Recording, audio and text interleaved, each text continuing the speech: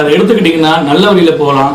தவறான விஷயத்தை கொடுத்து நம்ம தவறான விஷயத்தை கேட்டு தவறான விஷயம் நம்ம கிடைச்சா கெட்ட வழியில் போவோம், நம்ம சீரழிஞ்சிடும் சீக்கிரம். அதனால நல்ல விஷயத்தை கேட்போம், நல்லபடியாக இருப்போம், நம்மளால 4 பேர் வாழட்டும்.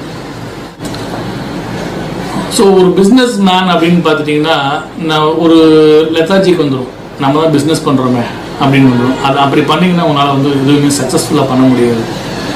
ஸோ இதில் நம்ம போலீஸ் பழைய ஐஜி கலியமூர்த்தி பேசியிருப்பாங்க இந்த டைமை பற்றி. அதாவது ஒரு நிமிஷம் நமக்கு வேஸ்டான என்ன ஆகும். அதாவது அப்போ எங்கே தெரியும்னு சொன்னால் ஏர்போர்ட்டில் ஃப்ளைட்டை மிஸ் பண்ணவங்களுக்கு நிமிட பொழுது கணக்கிட முடியும்.